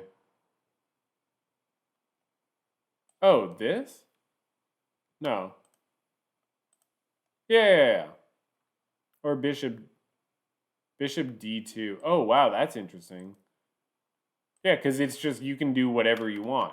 But instead, they resigned, right? Wait. Sorry, I think... Yeah, they resigned on the... No, wait, did they move? No, that was me, right? They definitely didn't play that move. That's just on the board because I made the move. Because if they had known to play that move, they would not have resigned. So, but funny thing was, I should obviously not have done this because if you, if you instead of taking, if you push, they can't take back. Oh wait, they can't take back because then you just go here. Is that right? Yeah. And then there's just no blocking, I guess. Like, I mean, you can't go like there. Oh, yeah, because then you could just go, or you'd go there because you have to open that up. But then this still doesn't work. Yeah, no, because obviously you can't do this. So it's just interesting, like this sort of endgame that I got into. With a player much, much better than me, 500 points better, I actually ended up winning a game that I had totally messed up. So this is how the game went, you know? It was just very cool. I had just sacked this knight in a really dumb way. So I was trying to come back from that the whole game. Eventually I did get 1 pawn. We traded pawns. And then I just somehow tricked them. They did not play that move. I don't know why that's on the board. I played that. Okay. Last analysis of the night. This is a win in 10 moves as black in Crazyhouse to a player. Oh, never mind. I didn't realize there was a question mark. Very fun. So check this out. Very standard looking game. And then I sack my knight. And then I trade my bishop. And then I just place a bishop there, so I'm getting a pawn back. And then I miss checkmate on the board. Do you see checkmate on the board? Wait, hold on. I missed it last turn. Yeah. I didn't need to take this pawn. I missed checkmate on the board by taking this pawn because, as you can tell, there's checkmate on the board. But I took the pawn and then I got checkmate on the board. So it was actually a 9-move win, but I played it in 10. And that's efficiency. How are we doing? How's life? I shaved what I have to do today. And this is actually exciting. I'm gonna put this together with a previous time I did this, and I'm gonna make it a YouTube video on the side channel, the VODs channel. And I have these games, and now you might be thinking, this is going to be interesting. We're going to see a mixture of games. Somewhere he wins, somewhere he loses. Actually, this is going to be all games that I won. And that's just pure coincidence. There's nothing deep about that you need to like analyze. Like, oh, isn't it funny that all the games in the last like month that I put in a Google Doc to share with people on a live stream just happen to be games that I won? Like, what does it say about myself that I only want to preserve the games where I won? No, you don't have to ask questions like that. So let's start with 2 games where I won back-to-back against someone much higher rated. This person was 350 points higher rated than me in a rapid format, 7-minute game, 5-second increment 3 weeks ago. I played very well, 93% accuracy. Anyways, don't worry about accuracy. It's something people focus on more because it's something we understand, percentages. But if you just learn what cent upon loss means, it's much more helpful, in my opinion. Cent upon loss is going to be the only type of loss we're going to be looking at today. So get ready to never have to experience loss, except for cent upon loss. So cent upon loss, what it means, a cent upon is 1/100th of a pawn. And if you already know this, I don't know, you can like step away and, just do something else for 20 seconds. But cent upon is 1/100th of a pawn. So if you have 100 average cent upon loss, that means on average, every move you made in the game lost you the value of a pawn. And in chess, a perfect game is a draw. If you play perfectly, if both people play perfectly, the game is always a draw. So there is always cent upon loss, and top level games will be like under 10 cent upon loss for sure if they're a good game. But sometimes they're not good. People play all kinds of games. You're human beings. That's the fun of chess. But in this game, 32 average cent upon loss at my rating is very good, and that's why I beat someone 350 points higher. This person actually played 53 average cent upon loss is not terrible, but that's still, they're losing half a pawn's value each move, and I guarantee you if a few of those are at the wrong time, you're getting checkmated. You know what I mean? So, because it's not like you lose by losing your pawns. You lose by getting checkmated, or having the threat of checkmate be irreconcilable. Okay, so I do C4. That's my opening. I play C4. I play the English opening. I play it all the time. I do this, D4. I think this is played at high levels. You can see that actually on Lichess. Yep. Okay. So go here and we can see... Okay, is this Lichess database? Masters database. So do the Masters play this? Yes. Aroni and Carlsen. So these are the top players in the world. We see Levon Aronian and Magnus Carlsen both and Ding Liren play the same move order that I just played. Did they learn it from me? I don't think there's any reason to say they learned it from me. No, but in all seriousness, so here's the thing with me with chess, okay? I don't have great chess brain. But I love the game, and I watch it all the time. And you pick up an understanding of the game. Open files for the rook. You want to protect your pieces. You want to, calculate if you're doing a gambit. There are principles that you can pick up that shape how you push yourself. And I literally, play the English and the Sicilian like Magnus and like some other top grandmasters who I like, Vladislav Artemiev. And there, you just pick up cool stuff that you can almost simulate higher quality games here and there. Okay, so see, that's what happens. I give them the pawn, and then here, if they want to, they could do this, but people at higher levels don't do that shit because, like, look, you're protecting the pawn for now, but you don't want to have that B5 weakness because, like, if I go here with my knight. They push and scare it, and I go here, and then, like, are they going to go like this? And I just move my knight around. I have, like, fine pawns, and they're, like, weirdly spread out. Eventually, I'm going to, just make them be annoying, and, like, it's not going to be pretty for them. So, just, like, at higher levels, people don't play that. So I take back. Okay, and then I went here, and this is not a great move, and I'm in a very bad position here. Okay, because what just happened is even taking back apparently wasn't a good move, but I don't really care. Yeah, I guess it wasn't. Because I didn't have to give back the pawn. I didn't have to give back a central pawn. I definitely should have just protected the central pawn. So that was silly. There's a lot of times you take back on c4, but it's not in this position where they've already, opened up and have this double attack on your d pawn. Like, there's no reason to drop the d pawn. So that's bad. And here the computer's saying I should have blocked, but I played really aggressively, which leads to what the computer should have says that my opponent should have done, which is just taking with check, of course. Just take with check, right? And they do. And then I go block check. And now computer's saying, why is the arrow still coming? Instead of going 2 squares out, my opponent just goes 1 square out.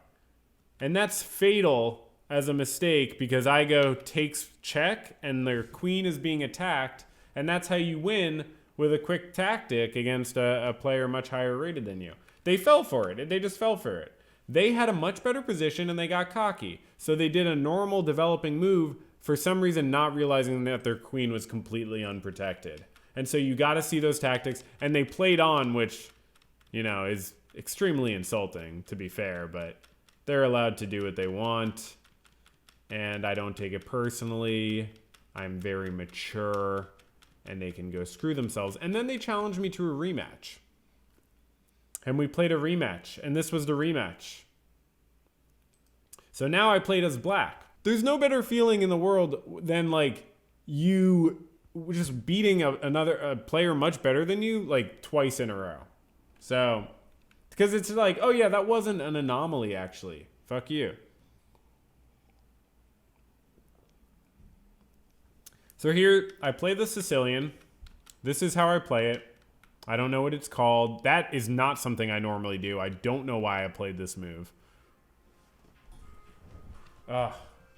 So yeah, I wouldn't normally do that, but that's something that it works. I guess, yeah, I'm always afraid of when to push d5 in the Sicilian. That's something I'm always afraid because it's it always just looks bad, but it's not bad here. And you just have to realize it's not bad because even, if they do that, this isn't horrible. This is probably great for black, actually. Oh, no, it's even. Okay. Okay, anyways, I didn't do that. I just pushed. And then that's good. That's what they want to do for sure.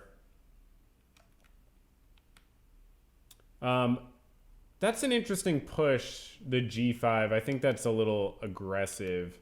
But I kept it going because if you are aggressive, you want to keep up the aggression. So now I pin the knight. They move it. I always like doing trades like that on their back line. Oh, they don't take back immediately, right? And then I move the king. They take back. I initiate a trade of pawns. Whoa. The computer says I should have just traded on e5 and then take back with the queen. And then I get the knight. Right. Takes. Oh, no. No, because then they bring the knight back. Interesting. So that's what I did instead. Now they have a huge advantage, but then I get a fork that means nothing because in this case, and I knew it at the time, taking their rook really is not that great. All my pieces are on the wrong side of the board. My king is completely exposed. They can't do this yet, but it's only a matter of time. But I took the rook because I didn't know what else to do. Oh, I'm sorry. That's the check. And then I do have an escape. I gave up my knight. And then I just gave up my rook. But it allowed me to grab a pawn. I'm surprisingly, starting to feel like I have counterplay. They attack my queen. I pin their knight. They guard their knight. I attack their queen. They take my knight. We trade. I somehow block with my queen. And why do I even do that trade? I wonder, what is going to happen in this? There's no way I won this game. I'm looking at this right now, showing you all this. And I'm like, I think I won this game. Otherwise, I wouldn't have saved it to show. But how the fuck did I win this game? There's no way. Check. Now I'm like, I need to preserve my bishop, but I can take with en passant, and that's always nice. So I do. I need to preserve. Oh, mate in 2. They have mate in 2. Mate in 1.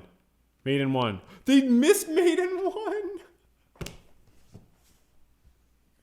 All they have to do, right? It's such a pretty. It's like they just brought their rook in and somehow didn't see the mate in 1. So that's how you get really lucky, because they blunder horribly and just, now I just take their rook. And that's like, they're feeling horrible right now. They just blundered so bad. And then I trade off material because now they have no way of stopping me. I don't even think they could have brought their knight out. Look, because I push, they go here, and I don't know. I mean, I just like push, and then if they go here, I mean, I guess. No, because I figured worst case scenario, I lure their king and their knight over there and then give them my pawn and give them my rook, but get their knight. And then my king's already like here or here. I just figured, look, because they have these pawns, but this one can't pass and this one can't move and neither can that. And I literally was like, no, I'll be able to gobble them up for sure. So that's why I was confident pushing that pawn. And instead their knight went and grabbed this, which gave them counterplay, and I was actually worried here slightly. I'm going to be honest, I was actually worried. But then I started realizing, no, I do definitely have it. Yeah, and they resign. So great time. All right, on to the next one. So this game I won with a really good amount of accuracy that I was just frankly very proud of. 97% accuracy, 24 average cent-to-pawn loss. So that's only like just like a fourth of a pawn each move. So I played twice as accurately, even though, you know, I think because these percentages are very weighted and sort of, but cent-to-pawn wise, I played twice as accurately. I had one blunder, whereas they had a blunder, 2 mistakes, and an inaccuracy. Okay. So, you know, I don't really know how to play a queen's pawn opening response, but I seem to here. So just very kind of conservative, just developing my pieces. And then that was a big blunder by them, because it allowed me to just bring my queen in. And you just got to find that one move where you can strike. They just missed that one thing. Now, what was my blunder I made, I wonder? I wonder what my blunder was. So now I'm just trading off material. And then I grab a pawn, I grab another pawn, I grab a third pawn. Oh, that was so cool. But was that my blunder? Oh, because it was fucking made in 1. Oh, but it was so pretty. I'm sorry. That's pretty. That's fucking pretty. I don't care. I would do it again. Fuck you. Stockfish, if that is your real name. Wow. Stockfish doesn't understand beauty. And on to the next one. So this one was 98% accuracy, 9 average cent-to-pawn loss. So that's interesting because the other one was 97% accuracy and 24 average cent-to-pawn loss. So this is much more accurate cent-to-pawn wise, but only slightly more accurate because accuracy wise, like I said, I believe it's logarithmic or something. So in this game, I had no inaccuracies, no mistakes, and no blunders. 9 average cent-to-pawn loss is literally fucking amazing. Like, I'm not bragging. I'm just saying if you play a game with 9 average cent-to-pawn loss, and it's 16 moves, so that's not a lot of moves, but still, 9 average cent-to-pawn loss is like, I played the right move. I played one of the top moves every single time. Check it out.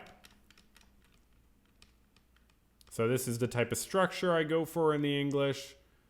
And then they grab this pawn. This is interesting. I don't think I've ever had this. I think this is the first time I had this. But I realized in the moment, like, you got to just look for this tactic, and it's right there. So yeah, I found the tactic, easy piece. And now they're just playing a piece down. It's completely impossible. I maximize the pressure, and it's over. 9 cent-to-pawn loss, 16 move, win against someone 300 points higher rated. In bullet. That was a bullet game. Oh, that was a 0. We started with 0 time and only played on 3-second increment. That's the time format of the game we just looked at. So, you know, take that into account, I guess. I don't know what it means, but very fun. So here's a cool game where I played well. check this out. I play the English again. Played d4 afterwards. Move my knight out. Okay. I'm just very aggressive with the... Oh, so they could have just grabbed a pawn. So that was just a huge mistake on my part. I mean, it's apparently... It's not terrible, I guess. But, like, I should not have allowed that. So, you know, that's okay. They didn't take advantage of it. And then they trade off pieces. I back it all up. I guard everything. And now it's time to push. Keep pushing. And I'm just crushing. And now I'm just absolutely crushing. They can't do anything about it. Oh, yeah, I love this tactic. So this is really cool. It was the best move too, right? So is it like by far the best move? No, just by a little. Okay, knight h4 is also fine. But who's going to play knight h4 when you see queen takes f5? I mean, queen takes, it's just so badass because, oh yeah. See, they should not have done that. But obviously they don't want to take back because I go here and they go here and I take the queen and I guess they take. And I mean, no matter how they do things, I have this pawn and it's just like, it's over. I mean, right? I mean, yeah. Wait, what? What is the computer playing out? Yeah, I mean, it's definitely over. So here's what happened. Instead, they saw that line, so they just took a piece, but it's like, now you're down a piece. I won a piece in that exchange. That's not better for you. I mean, you still have queens on the board. Really? I should have taken their rook? Oh, wait, what's this line? Takes, and then if they take... Oh, of course. So anyways, I just did that instead because I just have a very strong position. There's absolutely nothing they can do to stop me here, and then they resign. Okay, next game. That sounds great. I'd love to check that out. I just become like a Bob Odenkirk fan channel. Always was the whole time. Okay, so, you know, this is not an ideal position as black. But it's like sufficient. I should have traded pieces. I didn't see that. I guess, yeah, I do have that weakness. And then they push their pawn and I'm just like in a this is an ugly position as black for sure. Like you don't want this in any way, shape, or form. In any way, shape, or form. So I gave up a pawn for no reason. And then I just get their knight. Oh, yeah, that was the reason. Oh, this was the game where I did this. This is such a cool tactic. I love this. I remember this now. So we're in this position, right? And the computer's like, no, just develop. You know what I mean? Be cool. But instead, I just go like this, really passive move. And if they just move their king, like literally do nothing, they're good. But instead, they fall for my trap, and I do check, and there's no way to save this knight in any way, shape, or form. And now I just pin their rook and it's all over. I mean, they just have no material, so. I mean, you know, they're playing on, but it's just, I'm playing very, you notice, like, that's what I do. I play very safely when I'm winning. This next one is really funny. Did I even win this one? Yeah, I did win this one. But I thought I played it really well and I ended up playing it really bad. Over a pawn loss of material every single move. Only 50% accuracy is awful. Like, think about the games we just saw. I played this game so bad, but I thought I played it well. So keep that in mind as we look at this.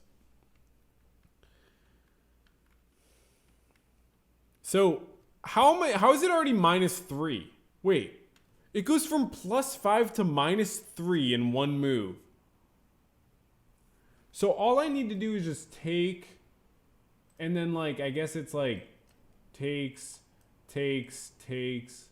and then obviously, right, all I had to do was see that line. That's really obvious. It's a classic sort of thing. I mean, and then you like what? Try to do some, you know, I don't know, something like that. Or you try to like castle and then eventually move your bishop there.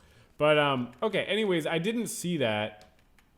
So I just went like that, which is so bad because, well, they didn't even take advantage of it, but if they I can't take back because they're just really, I mean, this is like not a good position for me at all. You know, they're very dominant here. So they didn't do that, though. They just retreated. So this is part of the thing that gave me the illusion that I was playing well, because they didn't call me out on stuff like that. You know, now I'm like feeling good about my position here.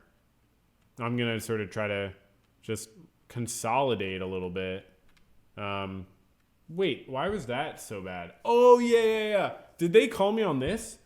This was so bad because if they take, I guess if they take and I take back, oh yeah, they just immediately take on D3. And then the bishop is obviously pinned. So you do this to attack the bishop, but then they just trade. Oh wait, that's a ridiculous line. There's no way this is what happened in the game. I think I've lost games in like, my shortest game was probably, I think I've lost games in like several moves. I think it's happened when I just wasn't paying attention. So see, again, this is what gave me the illusion of like thinking I was doing something reasonable here. I did a horrible move, but they couldn't call me. You didn't have to see that whole line, but you had to see the bishop takes at least. They didn't find that tactic. So I push again, and they do take. So they're up a pawn there, but I'm just like feeling good about the compensation, even though I'm making huge blunders. Because again, I gave them a chance for that tactic. They really should have like realized they need to open up my position here before I castle. But they fucked it up completely at this point, and now they resigned. Okay, the next game we're gonna look at. This game was a 30-minute game because it was a 16. We each started with 16 minutes plus 9-second increments. So this was one of my longer online games. Very good game.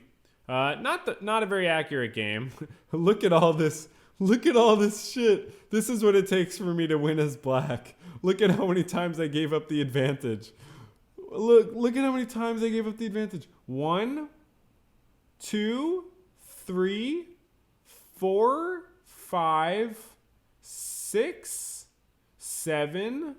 I gave up the advantage all the way to a draw 7 times. And I won this game. And it was a 30-minute game. And 86 moves. So you ready for this? Okay, let's check it out. Sicilian, trade pieces and a pawn, consolidate, trade. Oh, okay, so they sacked the bishop. This is some crazy shit. People do this shit to me sometimes. I allow it and I invite it and I love it and I'm amazing with it. I am so into it. And now the problem with this is it's not, I hate sacrifices like this. Sacrifices that are not good or bad. That's the hardest fucking shit to calculate over the board. So what I did here in response to this bishop sack was I said, okay, let me just give in, which was not the right move. Apparently you just need to not freak out and guard it, and they don't have an immediate follow-up, and you're taking a pawn, probably. I mean, I guess if they go like this, that's not good for them, right? Actually, you just take the rook immediately, my mistake. And then they're like, yeah. So obviously they, oh wait, I'm sorry. Wait, hold on. Let me look at some. So this is, what I wanted to look at was like, so they took, and if I did this, and I'm threatening this pawn, they don't do that, I don't think. Because still I would just take. So the real game was I took back like an idiot. I gave up my bishop. I grabbed a pawn. I gave up a pawn. I grabbed a pawn. I gave up a pawn. So in my mind here, I'm thinking they have one more pawn than me. How much am I really losing, even though my king is completely unsafe? I thought I was fine. I'm like, they have mate and 8, but they didn't see it. This is a very common mistake beginners make. Y'all should really pay attention to this if you play chess. Forgetting that a rook lift is possible is like a very common beginner mistake. You really want to make sure you're considering your rook lifts because it's really just 2 moves. It's a little slow, but sometimes it's all it takes. So they have mate and 8, but they don't realize that they should just do a rook lift and they would dominate me to the end of time. So instead they trade pieces, but now, and then I think they blunder if I remember correctly. Not yet. Yeah, they just completely blunder. They don't realize, like,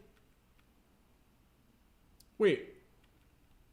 Like, Yeah, okay. So that was just a huge mistake because there's no reason to give up that trade and like release that tension.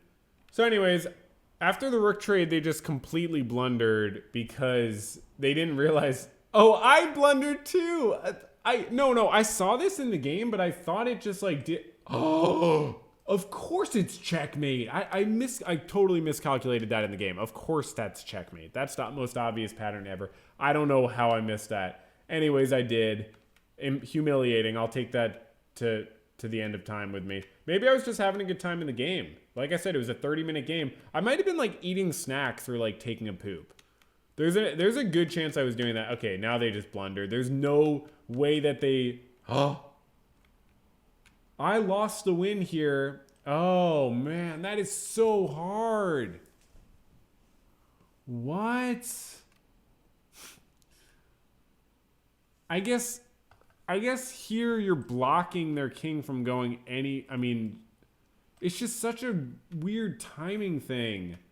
I gave up... So I need to win the game again. Now, they would have... Oh. Really? No, they could do anything. They could do anything. Except what they did, actually. They could do basically anything except what they did. Because what they did gave me b4 check. Anything... Wait, what if they did h4 and I did b4 check? Why is that so bad? Oh, because now I'm the one who has no moves. And they're the one that's pushing. Right. Oh, they're the one who just has the clock ticking and I'm the one with no moves. Interesting. But they pushed the wrong pawn first. So that allows me to do check.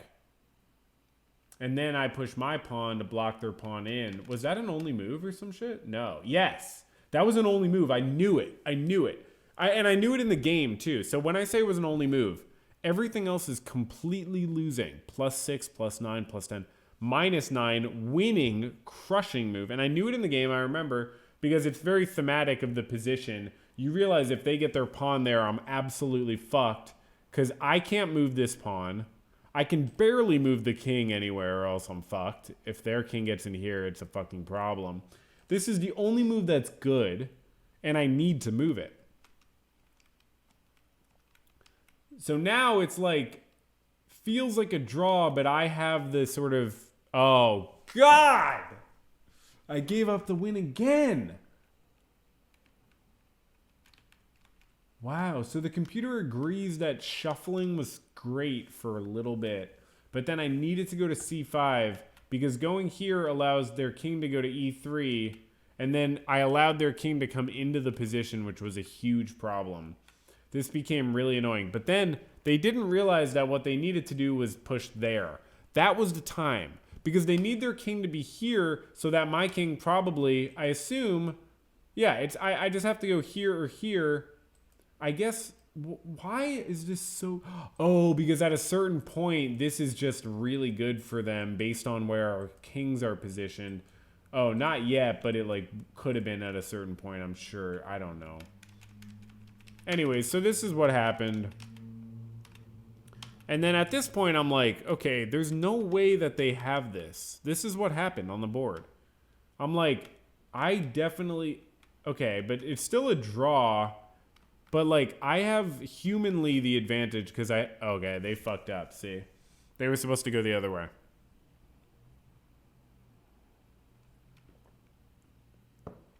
Because this allowed queen c check. Like if they had gone here and I had done queen c check, then they go here and I go here and there's just like nothing to do that's of any serious consequence. But what actually happened is they went there and I can actually do things of consequence. Oh, I should have pushed the pawn immediately. I was afraid to, but I don't. I was afraid to because I check, but then that's like, what if I did this? I mean, that's not the right move. Because you want to use their pawn for defense, probably. Okay, or you could just do that. That's very good. I mean, they would have gone like this. And then, yeah, that's a great position. So that's where you want to get to. Okay, so I'm just trying to finagle a win here. And I'm like clearly having the sort of... I'm just... And then they finally gave up the queen trade. There we go. Okay, next game. In this next game, I got 94% accuracy and 24 average cent upon loss over 73 moves. So let's check it out. So I play the Sicilian, of course. I play it... They play it so bad here. I'm sorry, but I'm actually kind of proud of how I can fuck people up in the Sicilian sometimes. I mean, this is just absurd. Like, wait, what is this game? Why did this game go on for 73 moves? Are you fucking kidding me? Why in the world did this game... 73 moves? Are you kidding? What is going on? Oh, why did I do this? Why did I do this? What? Why? Okay, what? That was the dumbest. How was that 73 moves? That was really dumb. I'm sorry I even saved that to show anyone. Okay, this is a really good game. This is a huge swindle. So I'm giving a TED Talk in 6 months at Harvard University in my imagination, where I'm going to be talking about the art of swindling. And they paid me $2 billion to come and give a talk about the art of swindling because I'm very good at swindling. The reason I'm so good at swindling is because I get in bad positions so often. So I have a lot of experience. So check this out.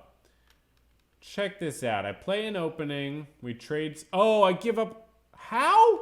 Oh, they're really smart. My bad, my bad, my bad, my bad, my bad, my bad. This is a really cool position. I gotta go through this stuff before I present it more. But that's a lot of work, and I think it's fun to just do it live. They didn't drop the piece like I thought, but it doesn't give them a great position to have. I mean, no, they are crushing, and I shouldn't have done that.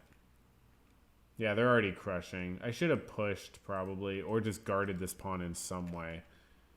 But they're crushing. I mean, ever since I just gave up this knight, it's just, you can't win this game. This is completely lost, and if it was over the board, you should probably resign. But it's like, why not? You know, why not just play on? They found the way to proceed. We're playing on, and I swindled the shit out of them. And I hope you all can see how I swindled the shit out of them, right? Let's go back a few moves. I'm going to play it through one more time. They go there. I go here. They take. I go, hey, let me attack your knight, or you could take my rook. Those are the only two things that you should think about. And they take my rook.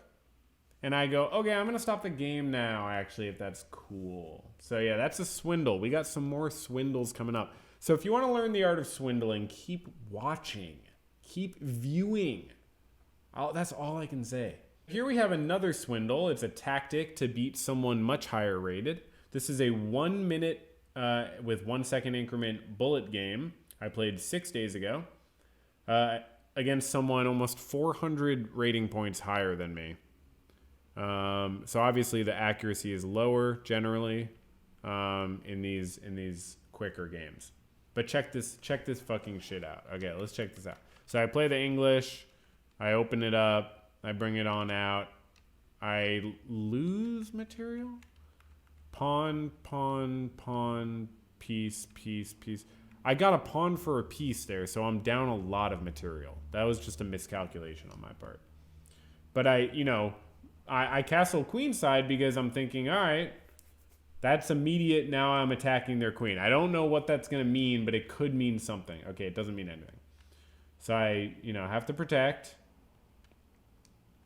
I get a pawn there. I don't know why they allowed that. I allow a bishop trade. And then you could see I'm actually threatening. There's some back rank stuff if they're not careful, but they do have a lot of resources right now. So it's not really something that's happening immediately. Okay, so I unpin my knight. And now at this point, my knight's actually serving like a very effective pawn function. So I don't even know that I want to move it. And they go ahead and trade, which is a very smart move on their part, and they're crushing me. It's minus 15. They are literally like killing me right now. And then they lose. That's just a losing move.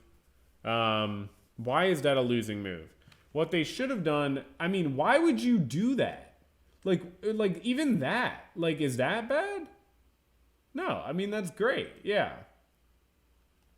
I mean, it's not the most straightforward win for black, but like, that's certainly something to think about. The computer says just bring your knight in, which is confusing. Why is that? Oh, so it's bring in your knight, but then if white goes like that, oh, then there's not that many options. Rook b2? Whoa, I'm sorry. This is such a computer line, yo. That's crazy. Yeah, if you can see that shit, you're good at chess. Wow. You got to look for those sacks. I mean, that's a crazy line. To see bringing your knight in here is really, I mean, even that is probably actually, yeah, that's good enough. Yeah. I mean, this is like, it's not the ideal situation for black, but it's definitely winning. There's nothing white can do. So there's a lot of different options of how it could have gone, but instead they just bring the rook down all the way. So when I do check, now it's just like a much more, because I'm going to pin one of their pieces. It's going to be hard for them to unpin it. They just missed that I was doing a queen. I mean, that's not even, like, this is interesting because it's not an exact swindle. They mostly just blundered the loss, but I did make it a complicated position where they could blunder. And that's key. All right, let's check out the next game. We only got a few more. I hope you're having a fantastic time. So this game was my favorite win out of an 11-game 1 a.m. battle with someone higher rated in Bullet. I played until I was higher rated in Bullet. When we played this game, they were 30 points higher rated, but we played an 11-game battle, and it was a lot of fun. It was so much fucking fun. We played the same openings over and over. I played the English and the Sicilian over and over. They played the same move orders over and over until like move 6, 7, 8. And then finally, I would vary it. But then as I started winning games, they started varying because I fucking made them. And it felt so good. I'll tell you how it went down, actually. They won the first two. I won the third and the fourth. And then we went back and forth, 1-1, 1-1, and then I won 4 in a row. I fucking dominated. So let's check this out. Here we go. Play the English. Pawn, pawn. So this was very wacky. I just grab a pawn, and now I'm just dominating. Trade pieces. They block in my bishop. I pull back my bishop. I get a check in. I attack their rook. Now my queen is like trapped, and I thought my queen might be trapped. So I sacked my knight and got some advantage, escaped my queen. Now, look at this. You see what I'm threatening, okay? You know me. You've looked at a bunch of games now. You know what I'm looking to do, right? You can see what I'm planning, right? If you look at this position and you're white here, okay, you don't need to swindle. It's not technically a swindle because you're in a fine position. You don't need to be looking for a swindle. But you should be looking at the fact that this is obviously something to think about. And as soon as they move their knight, there's checkmate on the board. What I do is I pin their knight, and then they guard it, not realizing there's checkmate on the board. That's a beautiful thing because you don't see that a lot in chess where, like, it's checkmate on the board, but, like, because a piece is pinned. Well, you don't see checkmate on the board a lot in top-level chess anyways, but it's very cool to have it be like, oh, they could take my piece, but they can't. Okay, great. So next game, here we have a very solid win in a 10-minute game against someone 200 points higher rated 3 days ago. So this is someone 1750. Very solid win, 10-minute game. So here, I played the English. I pushed my pawns. I didn't do a great opening because this pawn was definitely vulnerable at some point. I let rooks get traded. I'm down a pawn. This is just awful. But for some reason, I traded my queens. I'm playing very aggressively for someone who's like down material, right? I'm down a pawn. But I do have like piece activity. You can see my pieces are a lot more active than theirs. So I get a check in. They move their king. I bring my bishop into the position. I do a weird, interesting sort of trade here that is not super reasonable. I'm just trading down materials, sort of acting more confident than I am. And then you can see I just get this balanced position where I'm down a pawn, so it's not ideal. Now I'm down significantly, but all they needed to do was take my bishop.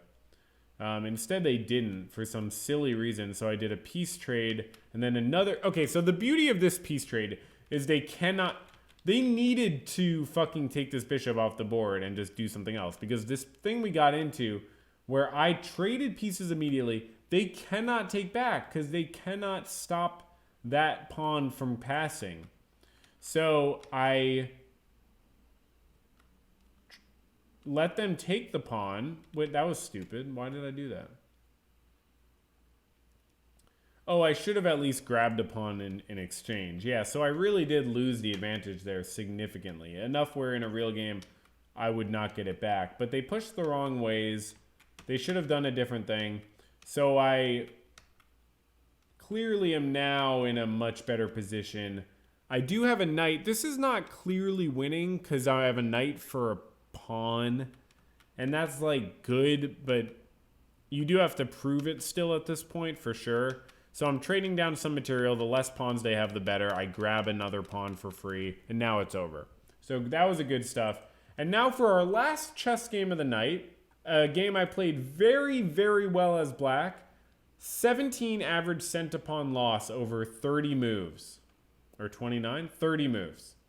94% accuracy. Just a very solid game where I got an advantage and then took the advantage. And let's check it out to finish off the night. Okay, so we do the Sicilian, obviously. It's funny, tonight we haven't looked at any Sicilian openings that are like the line I've been practicing, but we'll do that in another night. This has been really fun. So we see, this is just a classic Sicilian sort of structure you'll get into when it's all traded down. But it's quite good as black. Like, this is a solid position as black. You have to understand that when you play chess with any amount of frequency. Like, a position like this as black is solid. Look at that. Like, I'm just, like, dominating here. Okay, so I wasn't supposed to bring the rook in. You know, that's very aggressive, but I could see that. That's definitely in the spirit of the position, because if you go back a few moves, I mean, yeah, it's definitely reasonable. But, okay, instead I got this pawn. I do a check. I don't grab another pawn yet. I get out of check, and then they just blunder. They just blunder, and it's over. It's over. Yeah. Chess. So that was fun. Did we have a good time? Did we have a very, very good time? Did we have a very good time? Did we have a very good time? X out of all these games. Fuck chess, right? Screw chess.